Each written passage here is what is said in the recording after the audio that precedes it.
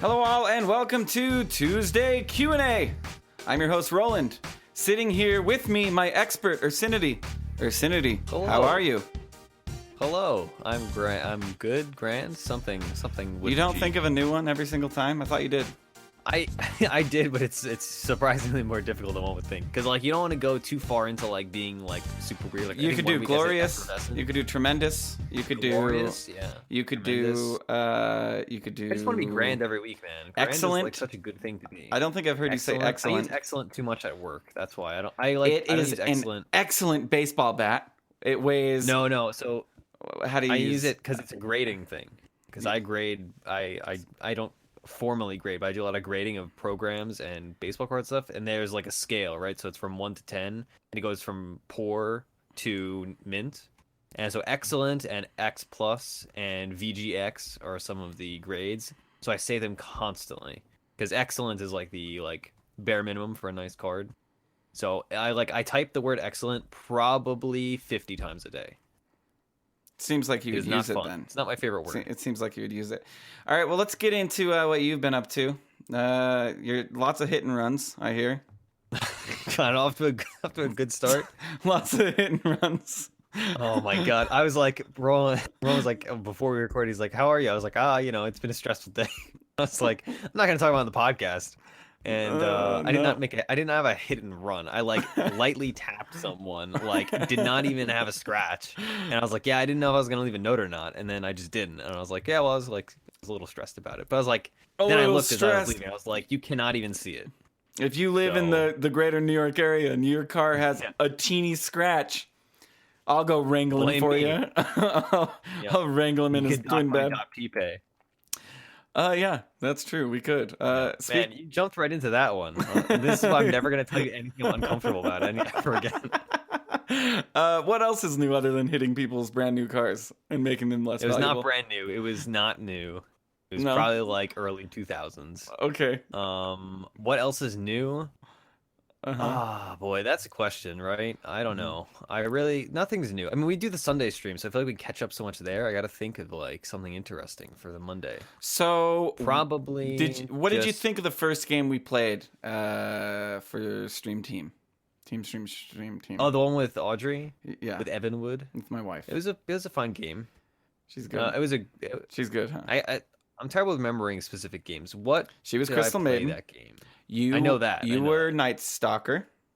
Oh yeah, that was awesome. That was a great game, dude. Night Stalker. I've said this before, and I'll say it again. If you are the kind of person that thinks like, "Oh, I'm so much better than my MMR," all you have to do is play Night Stalker. You can carry virtually any game if you are playing Night Stalker and you are smarter than the enemy team and better at Dota. I feel like that has a lot to do with movement. Play it as a 3. Like a better player is more aware of their surroundings and knows where and when they can get into a tight spot. You know what I'm saying? Yeah. And I feel like Night Stalker is really rewarded with good positioning and then really alternatively bad positioning hurts him. So like you killed that game. You were like 27-4 or some shit. But that's because I had 718 GPM as an offlaner. Yeah, as a Night Stalker too, which Night Stalker doesn't have any farming mechanics, like other than hero farming mechanics. Kills people. Yeah, he's good at farming heroes. Oh, you got a minus. But you were good at like, okay, now's my window and it's night. I'm gonna like floop into mid. You know what I mean? Like, get him. Yeah, he's great. And cool. So I was talking about this actually in a replay review today on roaming specifically. Is that there are roamers that are really good at. In pubs, like if you're solo queuing, there are roamers that are good, and if you're in a party, there are roamers that are good. So Bounty Hunter is an example of a hero of a roamer that is much better if you're playing with a coordinated team, because he is good at finishing kills, he's good at aiding kills, but he does not set up the kill specifically. Whereas if you're in solo queue, a hero like Spirit Breaker or Night Stalker is good because they force the issue themselves. So Night Stalker, I will definitely say, if you have that mentality, spend 20 minutes researching Night Stalker games, play Night Stalker, and you will win a lot of games because you just outmaneuver people very fundamentally. Like if you're better than people at Dota, play heroes that can outmaneuver and outplay people. Don't play heroes that are up in the air. That's honestly my advice I'm going to give every single person that tells me I'm better than my MMR and I can't climb. Roam as a Night Stalker, do stuff. You know, I couldn't agree more. Night Stalker doesn't take a lot to learn, but you have to know. You gotta know how to multiply by 4. You have to know. You have to know when day's coming. Also, never use darkness when it's dark. That's one big thing. You used to, though. You used to. I'm not gonna even touch that one. You used to. No, I mean, you used to use it during darkness. That was the optimal way to play Night Stalker for a while. Really? Because it would, like, so now it doesn't change the cycle, right? So it goes from day to night every 4 minutes, right? Mm-hmm. It used to work so that if you use darkness, it stops the clock and adds to night. So it would be, I forget how long it lasts. Let's say it lasts 30 seconds. So the first night would come at 4 minutes. Let's say you use let's say you use darkness at 4 minutes. Then next day won't come until 8:30 instead of coming at 8. Whereas now, since they fixed how the clock works, it comes at 8. So what you do is you would just use it right away. That way you could keep night going and you could keep this big oppressive spree. Whereas Night Stalker now, you get like all this action at 4-minute mark because it turns into nighttime. And then it kind of slows down at 8 minutes and it gives the enemy team a time to catch back up. That's interesting. So it would just push it back and back and back and back. Huh. Interesting. Okay, Ursi, are you ready to go into good or garbage? Big fan. Yeah, please. Let go. Okay, let's do this. This good or garbage is brought to you by Shrek 2 on DVD. That's a person, as well as a movie that is on DVD. Different person than Shrek 2 on VHS, it turns out. I accidentally tagged a replay as Shrek 2 on DVDs, when in fact it was somebody who goes by Shrek 2 on VHS. That was very confusing. Really? Yeah. Because I know there's like Top Gun on Betamax, there's Shrek 2 on DVD, there's like, I believe they have a whole crew that does like... I think it's just the two of them that are consistently those names, but somebody that changes their name a lot. I was talking to him after because I was like, I don't know what to tag you as, but I thought it was Shrek 2 on DVD because one of his names in his previous names was Shrek 2 on VHS as like a joke. I assume because he plays with them. Huh. That was confusing. Anyway, let's do good or garbage. Okay, good or garbage. Like I said, brought to you by Shrek 2 on DVD. Rules are very, very simple. Ursi, I feel like these rules couldn't get any easier. I don't want to hear pretty good. I don't want to hear Okay. I don't want to hear I don't know. I want to hear good and I want to hear garbage. That's it. Okay? Yep. Good or garbage? Good. Okay, thank you. Ready? Good. Good. All right. Proud Taste the Music. Garbage. Sailor Moon. Good. Toto's Africa. I don't know what that is. I'm gonna say good. J-pop. Good. Cuss words. Garbage. Diarrhea that doesn't hurt. Garbage. Licking Dorito dust off your fingers. Garbage. Old people in Mexican restaurants. Good, I guess. Chinese food on pizza. Garbage. The concept of a one world government. Garbage. Artificial intelligence one day assimilating or taking the place of an otherwise inevitably doomed human species. Good. Starving children in third world countries who would gladly cosplay as Lena for money. Garbage. They don't know what they're asking for. Wow. They think they want it. They don't. Overall rating on this, good or garbage? Garbage. This was a good or garbage. I especially like the artificial intelligence one day assimilating or taking place. It took me for a loop. Chinese food on pizza, that's like a weirdly specific. Like, there's a story behind that question. I would definitely have Chinese food on, like sweet and sour pizza, sweet and sour chicken pizza. No. General Tso's pizza with like instead of marinara sauce, you have like eel sauce. I don't know. I had a chicken and waffle pizza pretty recently. It was okay, yeah. But I assume this comes from like I had a very I've drawn back on this stance, but I used to be very anti-pineapple on pizza as like somebody who I'm not even super into pizza, but I'm around a lot of good pizza, so I'm like become an elitist just de facto.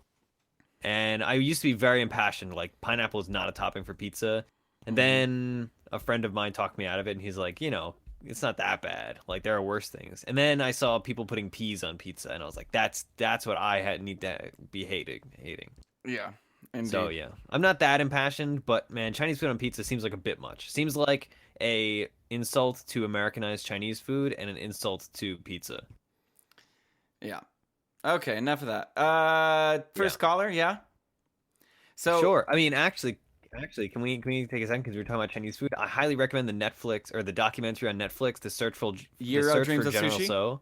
Oh. No, that's a great one. No, Euro Dreams of Sushi is a Japanese one. I know. That's yes. Yeah. Chinese. It's not about gyros and Greek food.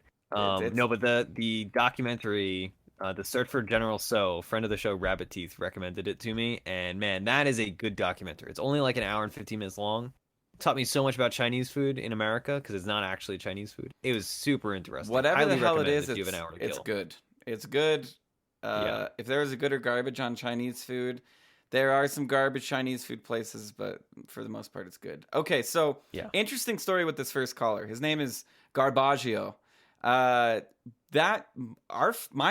dog that I grew up with, not shitting you, from when I was born, died on my 16th birthday. Not kidding you. Was named Baggio, spelled Baggio. And this guy, and I think Garbaggio was a soccer player, a famous soccer player, football. European I thought football. you were gonna say your dog's name was Garbage, and I was like, wow. No, Roland, I don't know. A depressing story. I don't know where this came from. I'm not shitting you though. It was Baggio. I grew up with it was Baggio. That's how I'm guessing his name is pronounced, Garbaggio. Super weird when I saw this name. Was like, oh my god, that's like the dog that died on my 16th birthday. Like I cried on my 16th birthday because my dog does. No, that's not what everybody does. Sorry, my dog died. Real. My dog that I grew up with died on my 16th birthday. And he wasn't there when I was born. I think my parents got him sometime when I was like 3 or 4 anyway. But he lived to be like 12. He was a big dog. Looked a lot like Jonesy. Anyway, our first caller is Garbaggio. His MMR is 2250. Garbaggio, what is your question? I had to correct one thing on the podcast. You said that Grima Wormtongue was a servant of Gondor, and that is wrong. He's a servant of Rohan, a false servant of Rohan. And that was wrong, and I just had to correct you. You're right. Thank you. And the second I said that, so Gondor, sorry, excuse me. Bounty hunter. Gondar is the bounty hunter. Gondor is where the one son dies because he wants the ring, and then the guys come in the first movie. And then the warden is over Gondor, and the king. That's a Denethor. Okay, thank you. So you're a J.R.R. Tolkien fan. My wife would kill me. My wife Colbert is on the show. My wife would fucking kill me if I got any of this. If she heard me sputter this garbage. And then the son is not the good son. He tries to burn him alive, even though he's still breathing. And who is it that's like, he's still breathing, Gandalf, he's still breathing. Then Gandalf comes in. That's Dumbledore. Yeah, he's Dumbledore. Sorry, I just had to make that joke. Sorry, and real quick, oh boy. Where does your name come Let's from? move on. Where does your name come from? I'm actually Uriel. You might know me by that name. Yeah, of course. But where does this name come from? I change my name every day. It's a reference to a Renaissance painter named Caravaggio. He influenced Rembrandt and whatnot. I thought it would be a neat name. So now that's a really good backstory for a name. That's a great name. It's such a crapshoot with names. It's like some people are like, oh, like I got Xbox Live when I was 11, and now I'm stuck with the Thirsty Turtle or something. Yeah. Hey, Thirsty and then other people are good. Like, oh, Renaissance art. Yeah, hey, that's good, and influence Rembrandt. I've been wondering where Uriel went. It's hard to keep track of people when they're changing their names all the time. Very difficult. Anyway, What's your question, Mr. Garbaggio? Okay, so let's say you're in your team and you need to push a tower, do Roshan, or get a kill, and and your team's not cooperating. You're like, let's do this, and they're just not doing it. What's the best way to get them to do it in your experience? Say you're going to tell them they're report them. That's one idea. I would say tell them, hey guys, like if we want to win, we need to get this, and if we want to lose, we need to do anything else. You squeaky wheel it. You really squeaky wheel it. I'm serious. You're just you ping, you squeaky wheel, you call out, you just hey, ping, ping, ping, ping, ping, ping, ping, ping, ping, ping, ping, ping, ping, ping. I will like there is no end to my annoyance. I just literally kill them with obnoxiousness. I don't kill them with flame or salt. I'm not a salty player, but if I need you to be like top, I'll be annoying. I will definitely be annoying to the point where you'll come top. I'm good at that. See, but people don't listen to annoying people; they listen to authoritative people. Well, then I guess I'm being authoritative. I don't know because they listen to me. People listen to you. Yeah, people fucking listen to me. I mean, I suppose people do listen to just constant pinging, but I mean, I feel as though there's words in there. Maybe I don't know. There's words other than pinging. I guess. Sorry, go ahead. I keep cutting you off because you're easy to cut off because you're small. No, that's fair. That's fair. Actually, I mean, I think you do make a good point. Constant pinging is certainly one way to do it, but I feel as though the optimal way to do it is just to be very clear and just be like, hey, we need to take this tower right now, and you don't want to drag on. I think that's the cardinal rule of communication, right? Is that if you need to say something, say it in as few words as possible in these kind of situations, right? So don't say, hey guys, we just killed this person. I just got a haste rune. Roshan is up, but we're not going to do that. Let's push tier 2 top because it's low. Just say, hey guys, let's take tier 2 top. Bam, easy. And then like also the other thing is ping information. Like ping, Ricky Maru is dead for 110 seconds. Ping, I have Ravage. Ping, I have a black hole. Yeah. Stuff like that. That's what I do. So it's like ping, ping, ping, ping, ping. Legion, come on, ping, ping, ping, ping, ping. Legion, come on, we got to do this. Legion, ping, ping, ping. And eventually Legion will be like, okay, fine. Fuck. And then we'll come. I'll tell you the one way to not get somebody to listen to you is be like, hey, you fucking suck. You're not with the team. You're never with the team, you fucking loser. That would make that after. Don't do that ever. I will tell you that like that salt and that flame only makes somebody. It literally brings out the rebellion in you. It really does. I agree. Like some guy was like, "What are you doing in the jungle, retard?" And it's like, "Okay, PA, I'm just gonna leave you Centaur and Pudge. Yeah, have a fun lane." Yeah, it's like, okay, have a fun game. I'm just gonna throw it because you guys don't deserve to win. And when you say that, that means you don't deserve to win too, sir. Yeah, I didn't deserve that win. Yeah, I did not. I hate that. I think we lost. It's the phrase, cut off your nose to save your face, or whatever. Yeah, and I hate that. But like, I've thought about like doing what Flub does. Just say, I'm gonna do this, and you're gonna, or maybe it's Scrunk. I can't remember. It's one of them. They're very similar in that way. Yeah. Yeah, you're not wrong. Yeah, I mean, you just gotta be assertive and say, okay, this is what we're gonna do, whether you guys are doing it with us or without us, or us without you. I don't know how that went, but you just gotta do stuff. Or like so many games, people just lose because they keep saying, oh, this person needs a new item, this person needs a new item, this person needs a new item. Let's just farm it out, and then suddenly it's like, okay, well, the enemy team has 4 cores and we have 1, so we lost. You gotta take advantages. Just point out advantages to your team. Be insistent. Be a squeaky wheel. Don't let flames or salt come out, because that is the worst way to get a team to listen to you.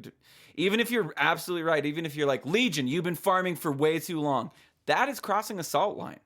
You say, Legion, hey, we need you. You don't need to point out the fact that Legion's been farming all game and it's like 32 minutes, and you're like, wow, you have a blink dagger. Like, just leave it alone. You need Legion because it's a good lockdown. How do you do it? What's your current state, Garbaggio? Or Uriel? I haven't played ranked in a while, but I've been considering like appealing to their sense of like, not only do they want to win, they want to get kills. And I think if I like it's like, okay, well, we're going to get you this kill. We're doing these things for you. We're not doing it for like. I have Finger of Death, and you're a Legion commander.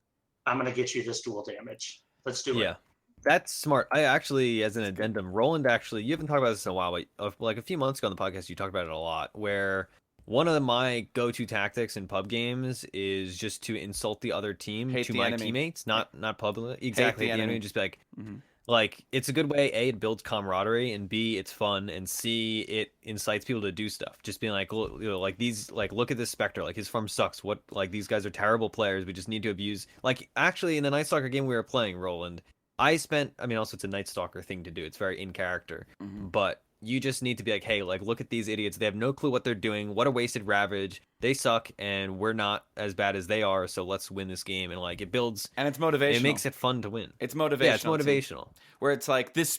Oh my god, it's 18 minutes and the Spectre still doesn't have Radiance, even though like a Spectre getting Radiance at 18 minutes would be incredible, especially if the Spectre's doing it right. And you just I still do that in my pubs from time to time. Although, seeing as I've been streaming every pub I've played, I have yet to play a pub in probably a month without streaming it. So I do less of it, to be honest with you, because I'm talking to the people that are on the stream. But no, it's awesome to just, you don't even have to make sense. Like there, you can be up against a Warlock who got an Ags at 14 minutes and be like, what a fucking noob! What Warlock buys an Ags at 14 minutes? Like, yeah, you could have two Midases. Amateur. Yeah, what a loser. And then people are like, yeah, because as we all know, like Dota brings out the hive mind in everybody. So, yeah, just hive mind people. I think you've got a good thing. If you placate to like, hey, Legion, do you want a duel? Hey, we're doing this for you, man. We're setting you up with a good duel. That's actually good. Like playing to their needs and aspirations. Garbaggio, a pleasure. Thank you so much for coming on the show, sir. Oh, thank you for having me. Good luck in your games. Thank you. All right, mouth reading time, and let's get through some of these. Let's do like 2. Okay, let's. Okay. All right. From Ryan V. When reviewing my games and replays, what would you suggest I look for and focus on? For example, there are a bunch of things that you don't notice while you're playing.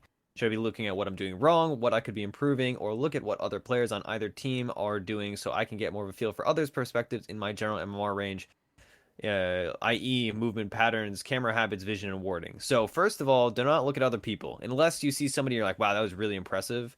You should not just aimlessly be like, oh, okay, like let's watch some schmuck play Shadow Shaman. I will say it's very educational to watch somebody that you're like, wow, this guy dominated my game and he was playing, Earth Spirit, let's say, and then you watch that. Or like this past Thursday, we had an amazing Monkey King roamer. It was perfect. And it worked out such that if I was ever interested in watching and learning how to play Monkey King roaming, I would just watch his game, even though that guy was he was only like 4,500. So I'll say, first of all, don't watch other people's games unless they are like clearly playing something above and beyond.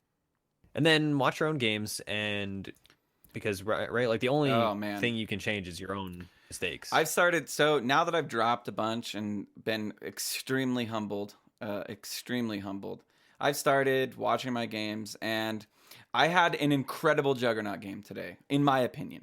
While it was happening, if you would have paused time and Ursi would have walked up in a white suit and said, "Hello, I'm God," and I would have been like, "I don't believe you," and asked me, how do you feel you're doing this game? I would have said, "Excellent, dude. Look at my farm. Like, haven't missed many last hits. Got a bunch of kills."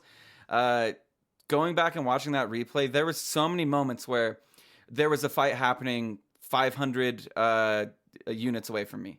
There was that I could have turned the tide on and gotten like a double kill or helped the team win.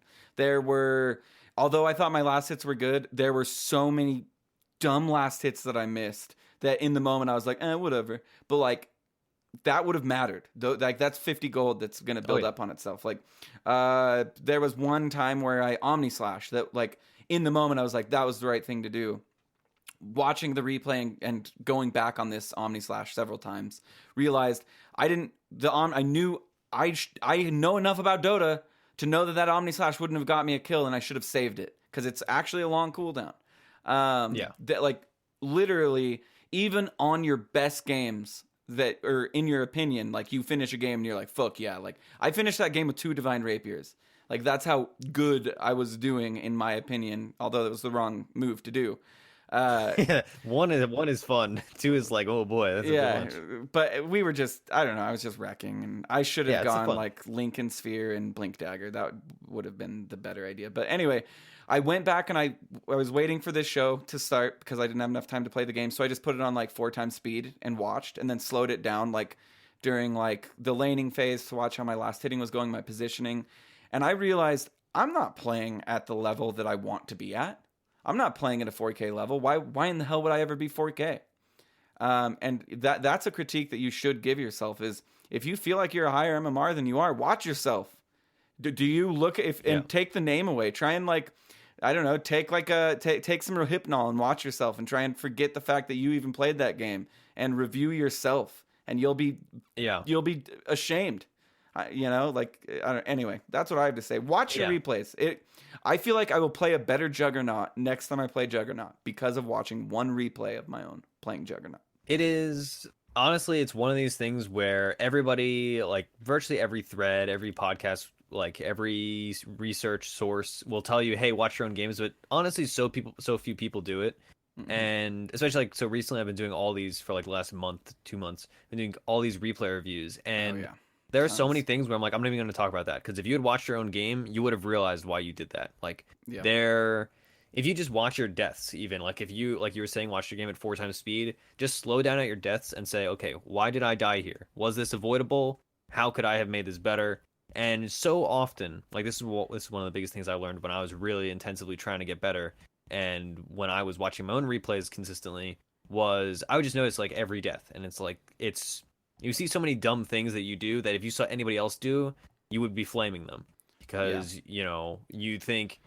you think to yourself, I need to farm, so I'm going to farm a little bit out. We lost tier 1 and tier 2 top, but that's fine because it's still top, so I should be safe.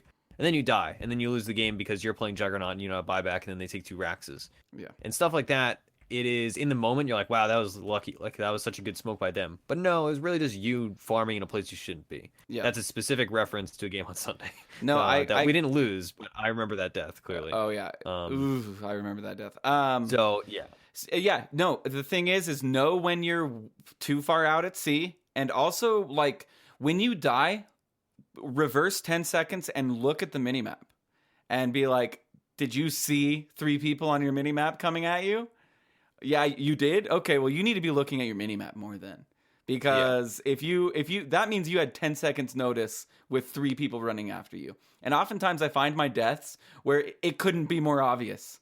There are like 4 people just running at me, and I'm just sitting there like, this small camp gonna get me 60 gold. I'm gonna just sit here, and it's like, it's not worth. Anyway, let's move on to this next question from Aram.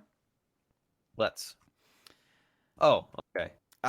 You read with your yeah. No. You said his name. That's why I was like, oh, he's a caller. Nope. No. Hey, from Orem. Hey, Roland and Ursi, it's Orem here. I haven't played Dota in a while, almost 4 months without playing more than a handful of matches, and I really want to get back into the game. How do you guys deal with taking breaks, and what seems to be the current state of the Dota 2 union? Thanks for everything, and keep up the amazing work you guys do every day. All right. I would say if you want to, let's see. If you want to get back into the game, first of all, this is not your question, but I'm just going to assume it is a question you have. If it is, you're going to try to get back in and just do what you like. So if you were a mid player and you want to get back in the game, play a bunch of mid. Don't play stuff you don't like. That's the easiest way to like renew your continued interest in Dota 2. Couldn't agree more. Roland, you don't really take breaks from Dota, do you? I've taken a few in my life. Never have taken a break from Dota. Other than, so the longest break I took was Audrey giving birth, which was like literally maybe 2 whole days where I didn't play Dota. Like I literally, like, I still got a match or 2 in here and there. But what I would say is get yourself excited about a hero. That's the one thing that, like, especially when I'm having Dota blues, losing a ton, and I'm like, this isn't even fun. I don't even know why I play this fucking game. I think of like Alchemist and a good game that I played on Alchemist. And even if I'm not going to pick Alchemist, it gets me stoked. Like when I'm like, I don't know, like there'll be several times where it's like 5 a.m. and I wake up, for whatever reason, and then like I'm like, oh goddamn, Alchemist is so much fun to play. And then bam, I'm in like the Dota mood. You know what I mean? And then I go find a match, and Alchemist is probably not the hero I pick, and I end up playing a Lich. But guess what? It got me there. It got me to the computer to play Dota. Just thinking about like, oh god, Alchemist is so much fun to play. So I don't know. I don't watch Pro Dota. Pro Dota just makes me want to play Dota. I'm not really a big Pro Dota.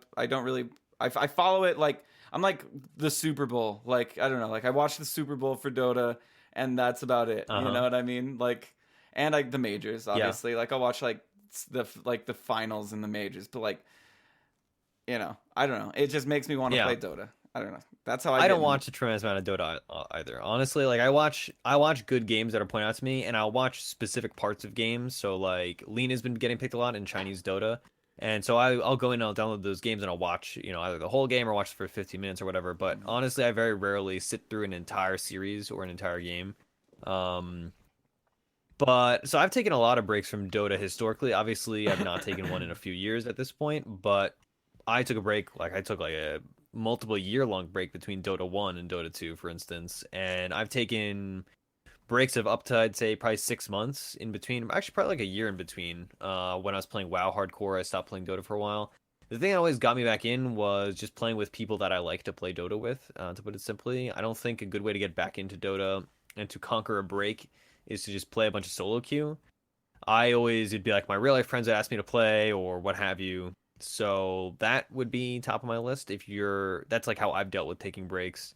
And also, I will say it is a good thing to take breaks. Obviously, like Roland hasn't taken any breaks, but I have found that if I'm ever frustrated with Dota or finding that I'm stagnating as a player, taking a break for a few days is good. I think there is definitely an extent where it is bad for your ability to play Dota to take too long of a break, but taking like a week off or a few days or whatever is a good general mentality, I think. I wouldn't advise it necessarily, but if you find yourself frustrated with a game, don't like hurt yourself. Like take a break, man. Watch some TV. Play a different game. You know, this is funny. It's funny that this came up. Recently, I haven't done this yet, but I had this idea strike me where I'm going to get an average of how long it takes me to play a game of Dota, which I'm guessing it's going to be somewhere around from search to going through the pick to the end of the game. Oh. I'm sure it's going to be like 45 minutes is the average. Yeah, probably like 48. 48 minutes or something. And then I'm going to set a timer on my phone, and I'm going to do 48 minutes of productive things and play one less game of Dota a day. And I'm going to see how that works. I'm going to start doing that. I just had that idea cross my mind where I was like, if I just didn't play one game of Dota a day, just foregone one game of Dota, I'd get a lot. 48 minutes of like, I'm going to do shit like as concentrated as you are in Dota 2, like I'd have like fucking a robot built by now or something. You know what I mean? Like I would have solved mysteries of the universe. I don't know. Like I should do that. That's a good idea. I have done similar things, not recently with Dota, but it's like a reward system for yourself. It's just hard to enforce, right? It is hard to enforce because I mean nobody's counting on it except for you. Dude, I've gotten to the point where I sit down at the computer, XSplit, live, bam, Dota, Reddit, wait for game, read our Dota 2, blah, game's up, accept, bam, go. For like, 2 or 3 games. Anyway, let's get to our next caller. It is Kruger. His MMR is 4032. Kruger, what is your question? Hey guys. My question is not about the game this time. It is about you guys. So how much time do you guys spend on things that the audience does not necessarily see? Like, meetings or logistics things or, whatever. Lately, I've been spending Roland and I were going to have very different answers. Shit ton of time. So Ursi, actually, God, Ursi spends a shitload of time too. So Ursi, I'll let you give yours. I don't know. As far as producing the shows, like the preparation for Tuesday Q&A, you guys do all of that. Like you guys do all of that in Denny. So like you guys call in, you guys write in.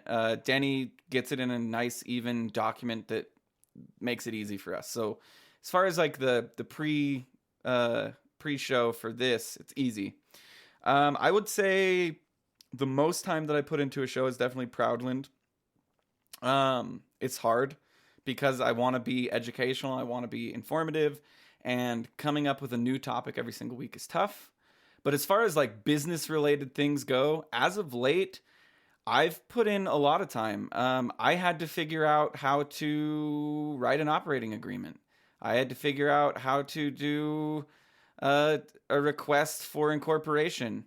I had to do, a lot of things. So that was hard. But now that it's done, it's done. I mean, we're taking the challenges as we come. I feel like the more me and Denny have more businessy related shit, like Denny and I have had to go to the bank like 4 times now and do random shit, get random shit signed so that we can actually send like checks out that say .p on them, or defense of the patients. As far as business dev, it used to be 0 time and now it's turning into a bit of time. Booking guests, a couple of hours a week, I'd say. I shoot off like 15 emails and it takes about 2 hours. Ursi, on the other hand, probably puts in the most time with these replay reviews. I don't know. You're putting in a shit ton of time. They do take a while. But I don't as Roland said, Roland and Cyphers do a lot of the business stuff. So my work is mostly just like on mic recording, which Theory Crafting Thursday is the longest show we do. That usually takes 3 to 3.5 hours to record, whether we do it Tuesday night or Wednesday night. So that's very time consuming. The thing that really gets me is that Roland, Cyphus, and Proud are all in a different time zone. So I'm always up super late, and whereas for them it's earlier. So for instance, Proud and I record Theory Crafting Thursday usually Wednesdays after game 1 of the in-houses, which game 1 of the in-houses ends like 10:15, 10:30ish for me, depending on the game. And then we record for like 3.5 hours, and then I have work in the morning. So I usually don't sleep until like 2 a.m. at least on a Wednesday. But like I don't spend a ton of time outside of the recording content. Like it is just for me, it's a lot of like scheduling. Holy shit, and budgeting. Dude.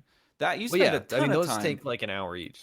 Yeah, they do. You're doing a ton. You're doing like that's a lot of time. I'll be honest. Denny and I, it started out. Denny and I spent probably, I guess when it started out, Denny and I probably spent 20 hours a week because those intros each took like 4 hours. And then the show took an hour. But now it's gotten to be a well-oiled machine because of Grouty, because of Ursi, and because Ursi's handling all the replay reviews. Grouty's handling the Wednesday in-houses. Blackheart's also a huge help there as far as adminning. And then Denny and I Denny spends more time on Tuesday Q&A than either me or Ursi. So, it's just become more well-oiled, to be honest with you. The staff that we have is fucking excellent. I've got to say that much. Like, we've got everything on lockdown. People know what they're doing and they do it, which is great. So, yeah.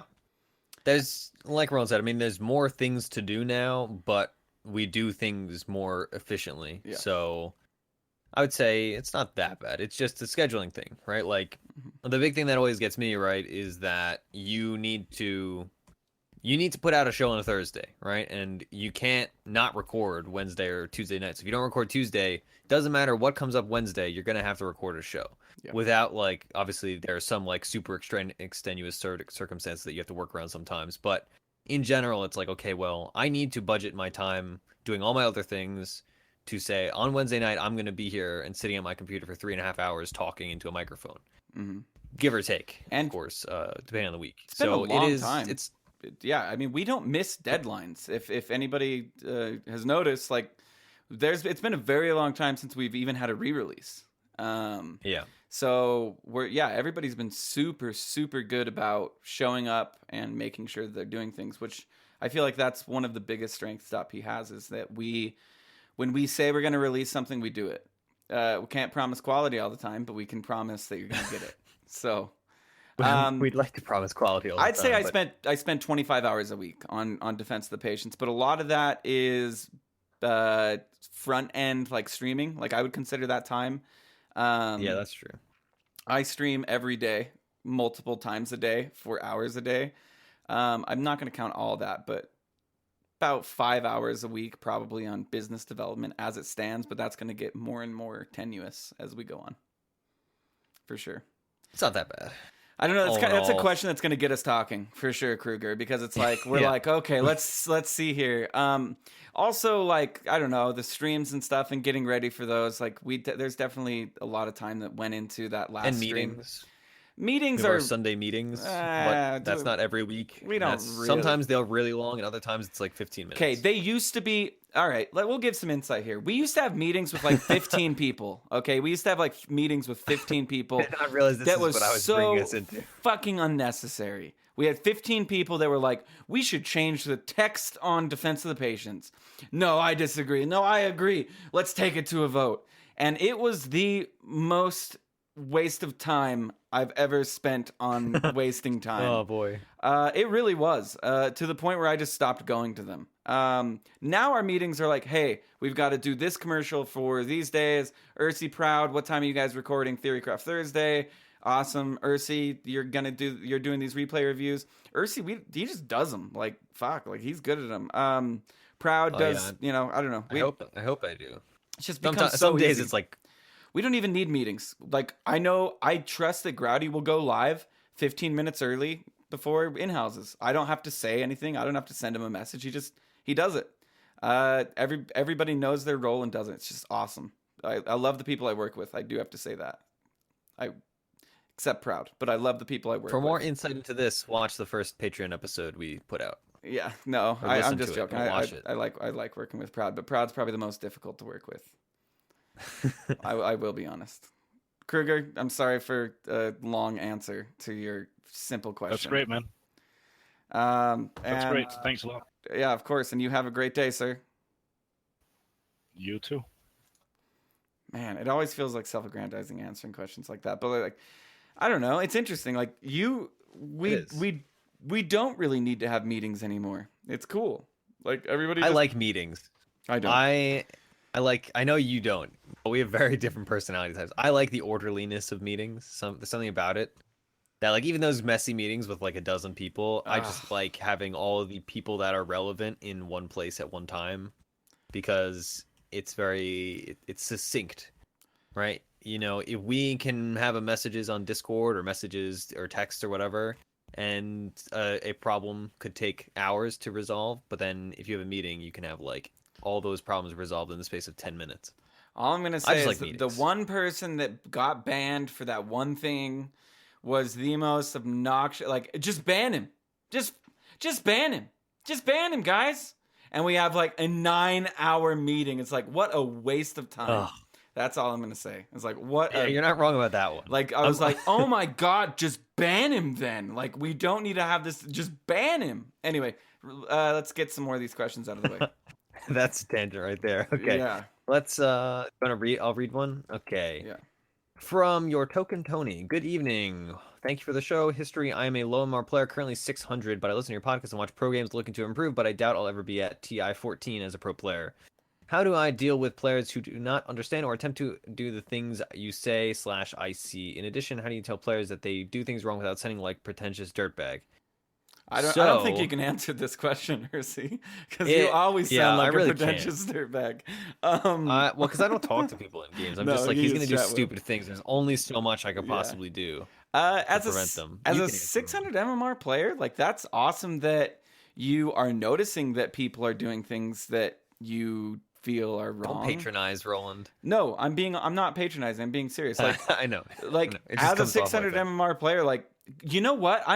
We're at lunch today. I'm at lunch with my wife, and I ordered a chocolate milkshake because we were at a diner, and diner milkshakes, and a Dr. Pepper.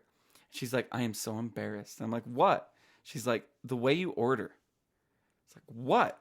And she's like, you said, can I get a chocolate milkshake and a Dr. Pepper? I was like, what's wrong with that? She's like, it's just the way you say it. And I was like, okay, I'll be overly nice. She's like, and I was like, okay, I'll be overly nice the next time I see her. And she's like, no, then you'll just be condescending. And I was like, well, then I'm fucked.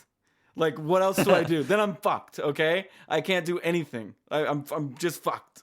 All right? I cannot speak to that exact situation, but ordering from waiters and waitresses is a very important skill to have. What do I do? Like, may I please have one of your chocolate milkshakes? I heard they're very good, and I would like one. I'm please. in agreement with you. To be fair, you just gotta be succinct. Succinct. I don't like people that talk too much. I heard the Dr. Pepper has 23 flavors. I'd like one of those.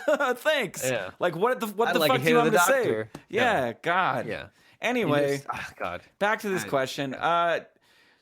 You're corralling like literally like worse than cats, man. Like you're corralling like robot cats that have like severe defects. I don't really know what to tell you. If you feel like you're better than your MMR, recalibrate because you've got one hell of a climb.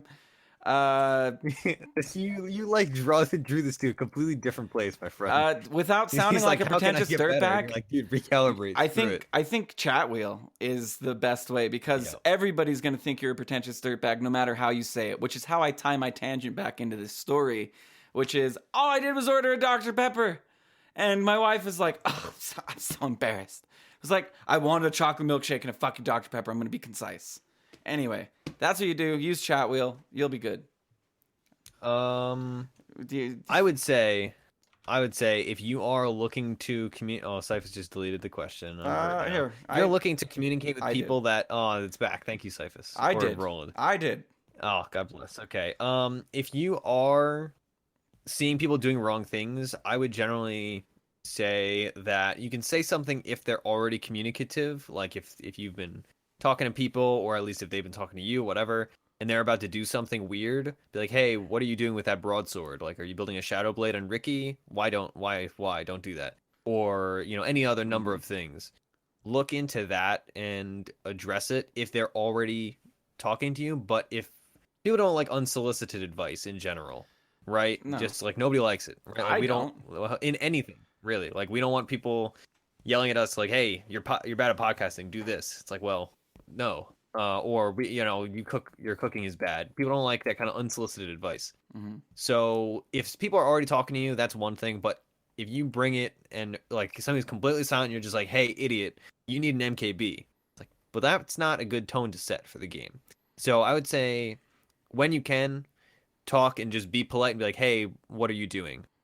Very like leading questions, in my opinion, are probably the best. They're like, oh man, it'd be really nice if you were to do X. Yeah. Like, oh hey, we really need a Lotus Orb. Can you build one, Bounty Hunter? Or oh, we really need a Deso to push this. Can somebody do this? That's like the polite way. And then it rewards them because they think, oh, he needs this to be done. I'm going to be the one that does that. That's good. Whereas you saying, hey, build a Lotus Orb, Bounty Hunter, is very commanding. And they're going to be like, well, that's a stupid idea. I don't need a Lotus Orb. I need another Battle Fury. So Lotus Orb doesn't exist. That is not a real item. Nobody buys it. Any item. Okay, so, Ursi, we're gonna do lightning round. We're gonna do lightning round with you reading this next question and answering it. Oh my god. Okay. Lightning reading. For hand. Hey guys. Okay. 1.5k scrub load here. Could you discuss any tricks for last hitting? I have about 100 games on Luna and I'm comfortable with the animation and projectile time, but I am just starting to practice hero clicking to aggro creeps. That's a good skill to have. I can usually get around 80% last hit in demo mode and would like to push it higher. Is that lightning enough for you, Roland? You need to answer it, too. Okay, answer it. There is a custom game to play that it sounds like you're already on. That's a good start. But if you're looking to push it higher, just focus in on your individual games. Play games specifically for the laning phase. Obviously, I don't mean abandon afterwards, but play a game and say, okay, this game I'm going to hit X benchmark, or this game I'm going to hit Y benchmark. And that's a really good way to... Whenever you're trying to improve, just set achievable goals. So if you're saying I want to get better than 80% last hits on Luna, say I'm going to get 85, and then calculate exactly how many last hits you could potentially have at 10 minutes, or 12 minutes, or 15 minutes, however long you're going to farm, and then say, okay, I missed this many. And if you want to, go back to the replay and look, okay, why did I miss this last hit? How could I have optimized better? Could I have pulled camps? That's the thing that you'll see people do, like hire more players. They'll push the lane and they'll pull the hard camp, even if they're the safe laner. Stuff like that. Those are those little optimization things. That's why you'll see Naga Siren safe lanes get like 115 CS at 10 minutes. Because they're optimizing every little thing and they're not missing last hits.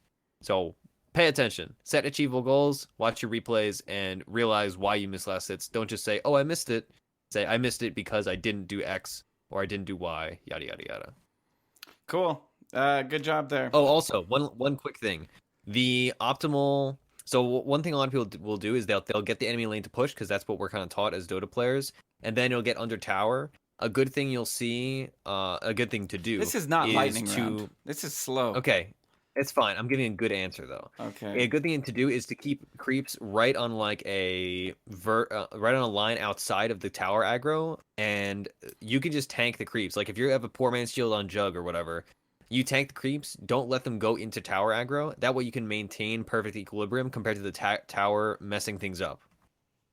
Cool. Done? Yes. That's okay, good. Our next caller is a new caller, Flutter, MMR 2750. Sting like a bee, flutter like a butterfly. What is your question? Hey guys. So I've been playing a fair amount of Enchantress recently. I know you guys were talking about playing her as a roaming 4 and as an offlaner. Mm-hmm. And I wanted to hear your take on playing her as a lane support, because I know that's really weird, but I've actually had some success with that recently. How are you doing? Harassing the offlaner and all. How are you playing? Like, are you still getting Nature's Guys and taking creeps, or how are you playing the safe lane? You can pick up enchant if you're doing well in lane, because then you can take the hard camp and use that to farm while you're still harassing the offlaner. So you can sort of get two things done at once. That's cool. You obviously want points in untouchable, because that allows you to harass really safely, especially if they are a right-click heavy offlaner. Mm-hmm. I mean, obviously you can't pick it into just any offlaner, but if they're really dependent on their right clicks, then it's very hard for them to avoid being harassed down by her, and you can really secure a lot of farm for your carry. Yeah. So I would say if I'm gonna play this, honestly speaking, it sounds like just an inefficient way to play Enchantress Jungle, because Enchantress Jungle, you could just take all your creeps and rotate them to the safe lane a lot, and that's going to put a similar amount of pressure on the safe lane as you being there zoning the offlaner. So that's my honest opinion, but if you're going to be playing safe lane support Enchantress, I think similarly you should still be keeping track of what creeps are spawning in the camps adjacent to you in whatever lane you are, and taking advantage of those. And for instance, if the purple satyr pops up, you don't need to be zoning with Enchantress. You can zone with that entire satyr, and you can go do whatever the heck you want as Enchantress, because you got 150 magic damage nukes that you can throw at this guy, and you can punch him to death. You have 8 HP regen. If he's a low-level offlaner, odds are he's not going to be able to kill a satyr without taking significant damage. So don't play it like a generic harass support. Play it like a jungle Enchantress that happens to be in the safe lane. Which is a careful balance of things, but I think it is the kind of thing where you want to play it more in line with how Enchantress is generally played than how a regular safe lane support is played. And push the tower early. I would say you're talking about picking it against certain offlaners. I would say pay a lot of attention to picking it with certain safe laners.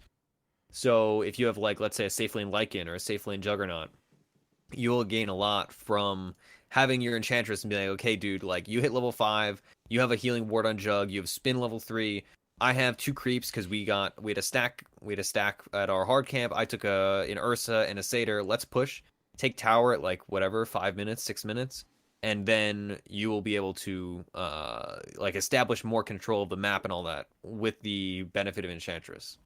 Plus, since you can jungle, you can cede a lot of XP to the safe laner, whereas other roaming supports need to balance out their loss of XP from zoning by soaking XP from the safe lane.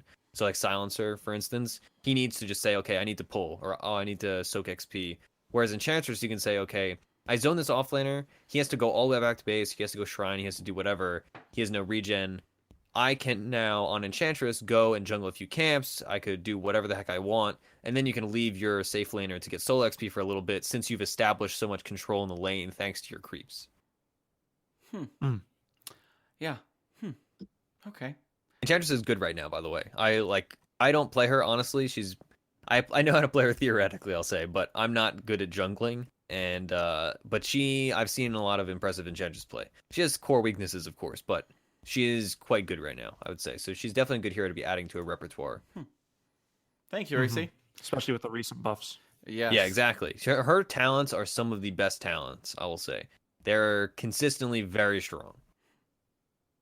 Huh. All right, Flutter. Is that good? Got anything else for us? That's excellent. Thank you for calling in. That's very helpful. Thank you. Come back next week, and we may be able to get Ursi to not drone on as long. So hey man, thanks a ton. You say lightning round, so I got to do the opposite. This next one is going to be a lightning round. It's Direwolf. He's got a question for us. His MMR is 2200. Direwolf, what is your question?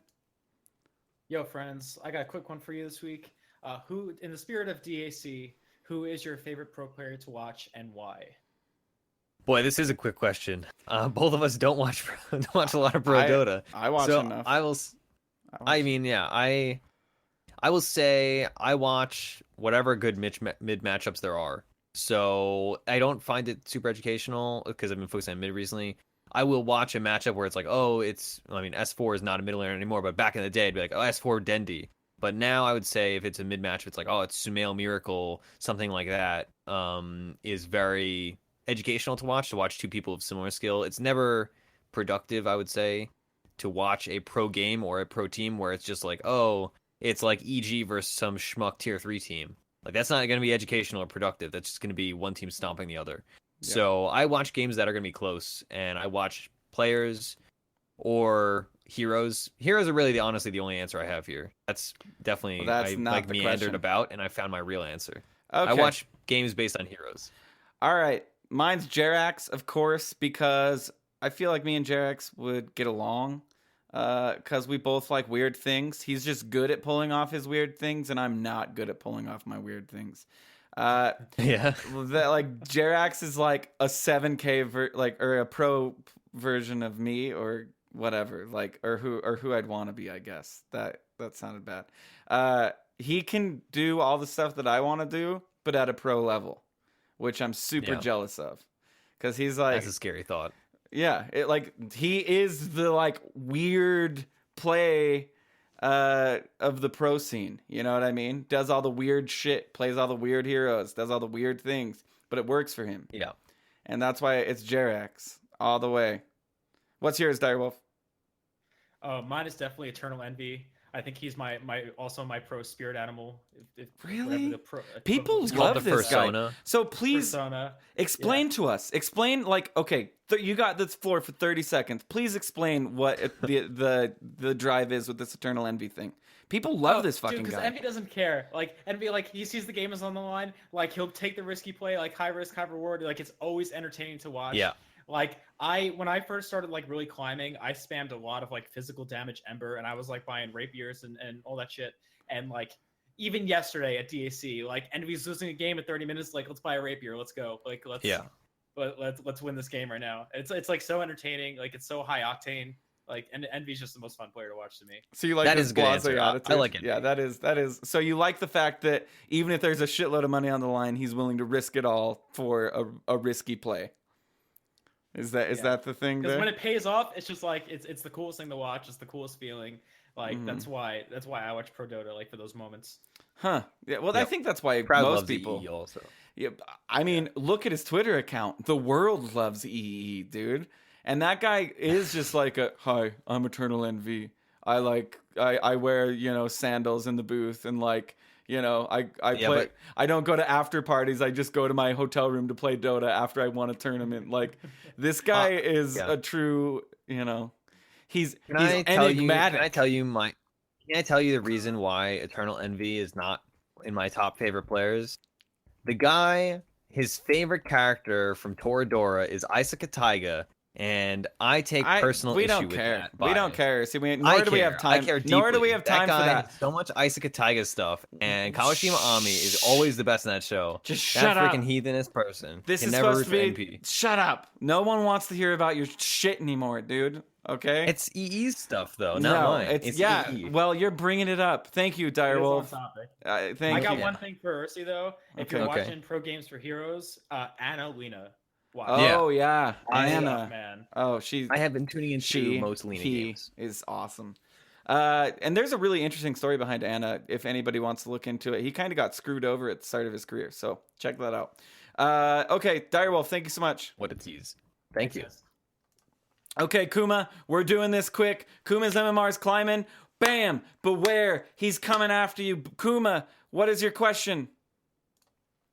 So there's a stat on every ranged hero and melee as well, but for ranged, you can tell the missile speed of someone's auto attack, which determines how fast their projectile speed moves. Yes. So I was wondering, unlike similar to base attack time, where that's a fixed stat, I don't want to reference that because that brings up harsh memories and stuff. But lone druids and other, a lot of them are 900, but snipers is 3,000 along with gyro.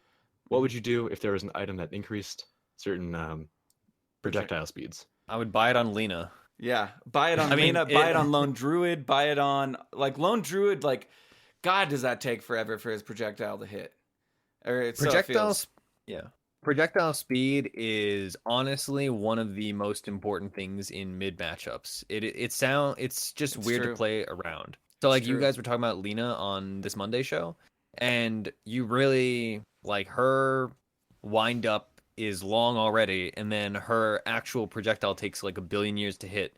So you have to play around that, and it makes it much more difficult. That's a lot of the reason why people complain about certain heroes. So if they could increase projectile speed, man, Lena, I probably wouldn't buy it, honestly. She's too slot starved. But what if it's what Aetherland's built into? Aetherland's built into speed lens. All right, what else you got? Speed lens. What else you got? I was also going to ask if that was too much to get into, but clearly it wasn't. No. What your favorite kind of music is? Everybody knows mine. Oh, jeez, what's yours, Ursi? I don't know. Oh boy, I wonder.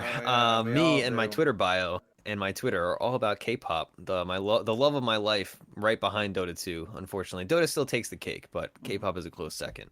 And then my family or whatever, they're probably third and fourth. But man, boy, K-pop, that's the life. Dude, shut up. Talk to me about it on Twitter. Shut up. Or on Discord. Shut up. God bless. Shut up. Okay, best. Mine would be Ursi singing "Grandma." Would be my favorite. That's not a That's genre. an interesting. That's my favorite artist. That's my favorite artist. You've never heard. I know she'd be great, and I would love to be sung to sleep by your grandma. And one day I will make that dream come true. You definitely won't. Sing me to sleep, Ursi grandma. Sing me to sleep. But for real, so when I was heavy into math, not meth, mathematics, I was big into hip hop and classical.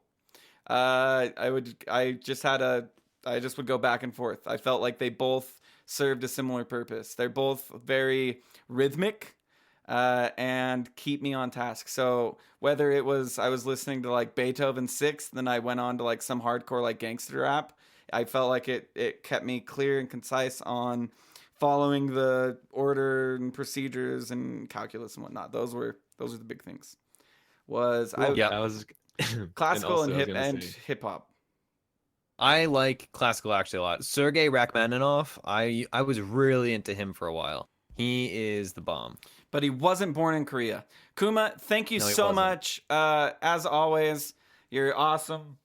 We love you. Reciprocate. Thanks, guys. Reciprocate. I love you guys too. Okay, Thank awesome. You so Thank much. you. All right. Makes my week. We will see you next week. Goodbye, sir.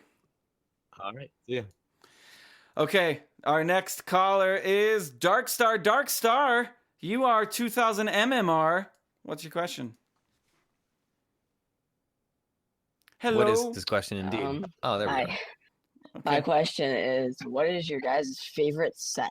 Easy. Yellow Doom, or not Yellow Doom, Yellow Axe. That Yellow Axe set that he has those yellow pieces. Yeah, dude, check it out. I don't know what it's called. Say again? Like the one that just came out? No, it's been out for a sec. It's newish. It's not a jug? No, I'm talking about Axe. Axe is Axe. He calls people with blade mail. He has a yellow set, dude. And it's super cool. I don't... Sorry. I don't own it. I don't own it. Sorry, that's how I cough. I don't own it. You sound in pain, like you're crying. Yeah, it's terrible. It's the TB. I don't own it, but I want it. It's a yellow axe set. I don't know what it's called. I'll take your word for it. I am very proud of my Lena set because it just has the most particle effects I could possibly fit on one hero, and I'm a sucker for particle effects. So that's the TI neck piece that has the special Laguna beam, and then the fancy set with all the Bewitching. No, it's not that. What was it called? I'm terrible with set names, honestly. I'm always impressed with people that have those encyclopedic memories that are just like, oh, I love this specific set. I'm pretty proud of my Jug set with the Jug Arcana, though that is a contentious opinion. I know I've been berated. See, the person I would say that has the most different taste in cosmetics than me, other than Skrunk, who hates all cosmetics, is Proud. Proud is like almost a lore level. He likes the subdued sets that look very like proper and cool, and they're all cool to be fair. But I just like particle effects. I just want to look expensive and particle-y. You want to Mostly look gaudy. expensive. I honestly just gaudy. equip. That's fine. I mean, I'm a gaudy person, dude. Okay, I have like thousands so- of dollars of cosmetics. I want to show them off. Me too. Okay, you like the Lena stuff. Darkstar, what's your favorite stuff? Set. It's tough, but I'm gonna have to go Totem and the Magma for Earthshaker. That's like EG set. Fuck yeah! Oh, that that's a set good is one. sick. That's a good one. That is a great set. Wow. Dude, best hero, best set. Awesome. Well, Darkstar, we're running I like low the on new time. Witchstalker set. Thank you for the quick question. Thank you for the best set in the game. You have a great week. I don't know, day, Thanks, month, you too, guys. year, life. I'll talk to you very soon Yep, okay. for that Thank secret you. meeting All right. after this. Okay, bye-bye. All right, we need to close this show out. That we do. You can find us at defenseofthepatients@gmail.com, where you can write to us. You can find us at defenseofthepatients.com. You can find us at twitch.tv/.ptv, where you are now if you're watching us live. You can go to YouTube, twitch.tv, youtube.tv. You're missing the most important plug, Roland. youtube.com/.ptv1. You can go to Patreon and get Ursinity for our $2,000 goal. That's not our $2,000 which goal. is patreon.com/defense of the patients. Yes, it is. Because It really isn't. yes, it is. Remember how you said I've you suggested like many alternative you like excellent orderly. goals. We're gonna have a meeting impromptu right now, Ursi. We're gonna no, need we're you. not. We're gonna need you to be Lena for. Okay, you don't. Here's you won't have to go to TI, but we get to dress you up as Lena and take pictures.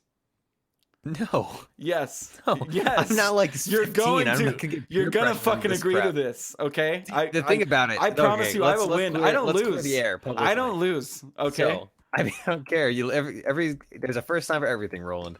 The thing about Growdy and Griper is that Growdy said that as a joke, and then people glommed We onto it. know and they you've said, said wow, this a what million dumb times. person. I will said get nothing. you. I specifically I will said get you I'm to not do gonna cosplay. Ursinity. I will get Ursinity. I will. I will. No, All I right. have proposed some No. excellent alternatives, No, but there's still, we nothing. need to talk about a Patreon goal that we hit that we're doing next week because you forgot to plug that. Oh yeah. Oh yeah. So we're doing a switcheroo week next week. So our lineup is going to be the same, but all the hosts are going to be opposite. So Tuesday Q&A next week will be Cyphus and Proud. So if you have Proud specific questions or Cyphus specific questions, send those in.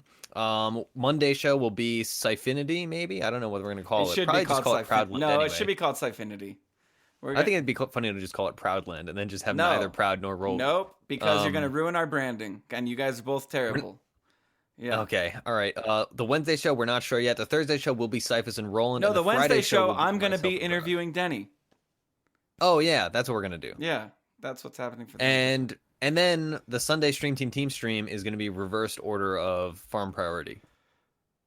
So, for instance, That means- Cyphus and Roland are going to be playing 1 and 2, and then Growdy's going to be playing the off lane, and then me and poor Growdy. Then me and Proud are going to be playing 4 and 5. And I get don't I get to supports. boss you guys around? Don't I get to boss Sure. Proud around the way Proud bosses me around? Like I'm just gonna tell him Sure. to get the fuck out of my lane. That's what I'm gonna do, like multiple Yeah? times.